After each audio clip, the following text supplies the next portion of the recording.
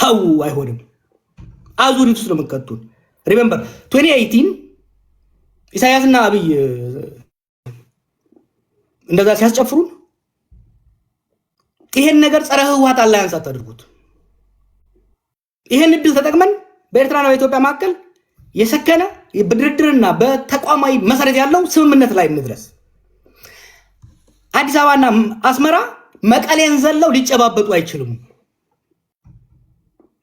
it's a matter of geography it's a matter of history ብዬ ስከራከር ነበር የዛ ጊዜ ሁለቱም ማድመጥ አልፈለጉ similarly ናይሮቢም ላይ ሀሌላ ከለም ላይ የተሞከረው አካሄድ አንድ ጦርነት ወደ ትግራይ ጦርነት ያስገባንን ችግር ከመፍታት ይልቅ ሌላ ጦርነት የሚደረግ ነው ሰዎች አንድ ነገር እንሻወድ ይሄ ኤርትራ ኢትዮጵያ ትግራይ ኦሮሞ ምናምን ነው ነገር ክፍሎችን ቢኖሩ ደግሞ ብዙ ሚስጥር የለንም we are one community በተለይ ደግሞ በሶሳይቲ ደረጃ ካየኸው we are one community ብዙ ሚስጥር አይኖርም በአስመራና በአዲስ አበባ መካከል በመቀሌና በአስመራ መካከል እኔ ሄጄ ላሉላ ሹክ ብለው አሉላ መጥቶ ለቶላ ለገብረየስ የማይልበት ብዙ ምድር የለም I know this from experience ናይሮቢ ላይ የተደረገው ውይይት አስመራ ወዲያው ነው የደረሰው the same thing ከዛ ቤትም አዲስ አበባ ላይ ጅማ ላይ ኢሳያስና አብይ ሲያደርጉ ነበረው መቀሌ ሲደርስ ነበር ሶ ምን ፈጠረ ይሄ ጥርጣሬዎችን እያባባሰ ሄደ እና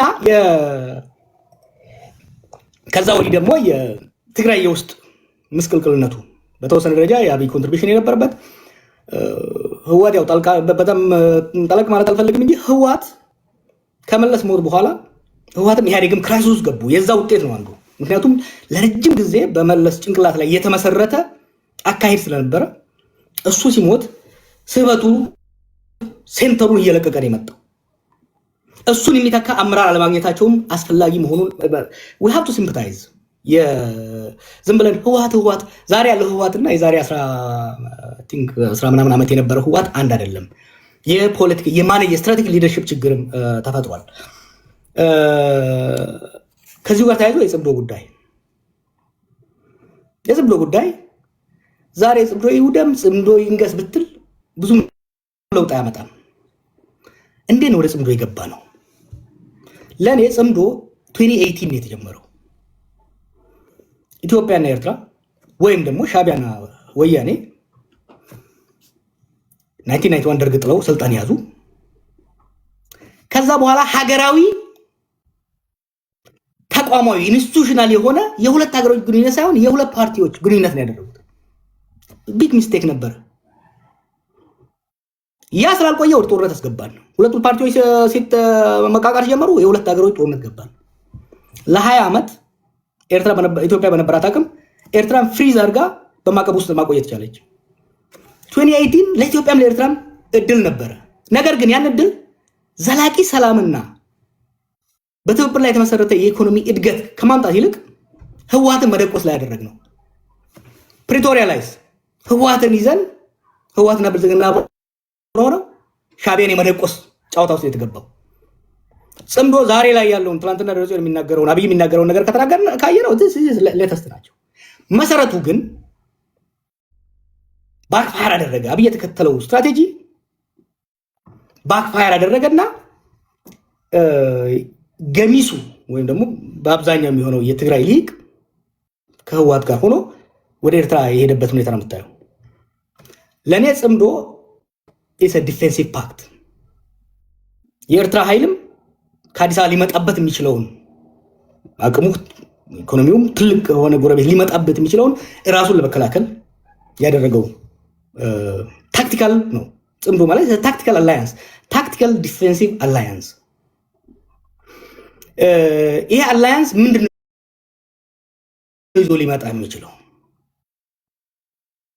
ወይ እነ ደብረጽዮን እንደሚሉት አሸንፎ አዲስ አበባ የሚገቡበት ወይ አብይ እንደሚለው ሁለቱንም የሚፈረካከስበት ሶስተኛው ደግሞ ለረጅም ፕሮትራክትድ ጦርነት ምንገባበት እድል ውስጥ ነው የሚከተን ለዚህ ነው ይሄ ጦርነት እንዳንገባበት መረባረብ አስፈላጊ ነው ብዬ በተደጋጋሚ የምናገረው የኦሮሞ ጥያቄ ኢቮልቭ አድርጓል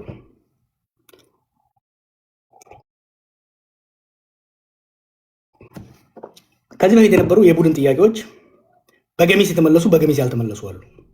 አሁን ደግሞ ኒው አትሊስት በአብይ አካባቢ የተሰበሰበው ኃይል ህዝብ እየጨቆነ ያለው ይሄ በኦሮሞ ውስጥም የሀብት ክፍል የኢኮኖሚ ጋፕ ፈጥሯል። በማፊያ የተደራጀው ኃይል በፍጥነት ንብረት ዘርፎ አከማችቷል። ይሄ ሀብት እንደ ሀብኖትስ የዘራፊዎችና የተዘራፊዎች የክላስ ጉዳይ ፈጥሯል ማለት ነው።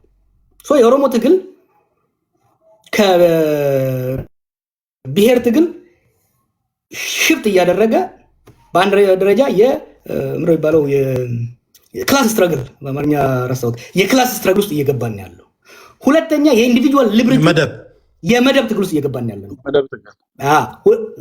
አድቫንቴጅ አለው። አሁን የመደብ ትግል ውስጥ እየገባን ነው። ሁለተኛ የኢንዲቪጁዋል ሊብሪቲ ትዝ ይለኛል ከነብርሃኑ ነጋ ጋር የዛሬ 20 ምናምን ዓመት ስንከራከር የነበረው የቡድን መብት ይሻላል ይበልጣል የግል የምንለው። አሁን የኦሮሞ ትግል የቡድን መብትን ሻምፒዮን እያደረገ የሚመጣበት ለምን እንደ ግለሰብ እየተገደለ እንደ ግለሰብ እየተዘረፈ እየተሰቃየ ስላለ የህግ የበላይነትን የኢንዲቪጁዋል ሊብሪቲን የግሩፕ ጥያቄውን ሳይጥል እየጨመረ የሚመጣበት ሂደት አለ። ይሄ እንደ አድቫንቴጅ አየዋለሁ።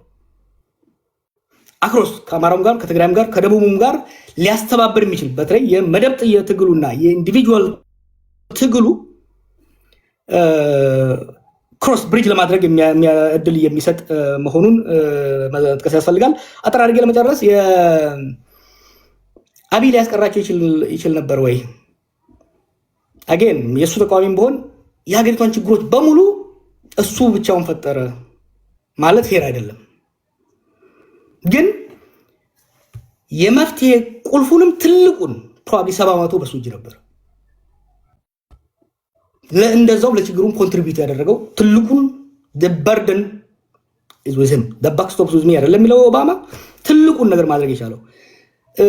አብይ ሲመጣ ኃይለ ማርያም ይሆናል ብለው ጠብቀው ነበር። let's be fair እኔ I was there ይሄ ነገር ሲፈጠር አትሳሳቱ። ህወሓቶች እኔ ስታገልባጅ ነበረው ህወሓቶች መጨረሻ ላይ ሰው እንደሚለው እኮ ሙሉ በሙሉ ተሸንፈው ሳይሆን ባንኩም ታንኩም እንዳላቸው ነው። ከዚህ በላይ መሄድ ለትግራይ ህዝብም ለኢትዮጵያም አይጠቅምም የሚለው ላይ ተስማምተን ነው ማዕከላዊ ስልጣን የለቀቁት። አብይም ብቻ ሳይሆን ከኦሮሞ ሊመጣ የሚችልን ኃይል የመረጧቸው ሰዎች ነበሩ እኮ ኃይለማርያም እንዲሆኑላቸው። እነሱ ሪጀክት ስናደርግ it was clear የሚመጣው ሰው ኃይለማርያም ሊሆን እንደማይችል አምነው ነው። ፕሮባብሊ ከጌታቸው አሰፋ ፋክሽን ውጪ ያለው እነ ሳሞራ እነ ስዩም እና አባይ ተቀብለው ነው ስልጣን የለቀቁት። ኃይለማርያም ይሆናል የሚል እንደዛ እናስቀጥላለን የሚለው ተስፋ በ2017 መጨረሻ አካባቢ ላይ የህወሓት የ45 ቀን ስብሰባ በኋላ ይሄ ግምገማ አልነበረም። እንዲሆንም አልተፈለገም። ከኦሮሞም ከአማራም ከደቡብም እሱ ፓፔት እንዲሆን ይፈልጋል ነበርም። ከትግራይም ይልቅ ይፈልጋ ይላል ነበርም። ወደ ጦርነት ያስገባው አብይን ፓፔት የማድረግ ጉዳይ ሳይሆን የኢንሴኪዩሪቲ ጉዳይ ሪአሹራንስ ያስፈልገው ነበር። በስልጣን ላይ ለረጅም ጊዜ የነበረ ኃይል ስልጣን ሲለቅ በግለሰብ በቀል እንዳይመጣበት እንደ ማህበረሰብም ችግር እንዳይመጣ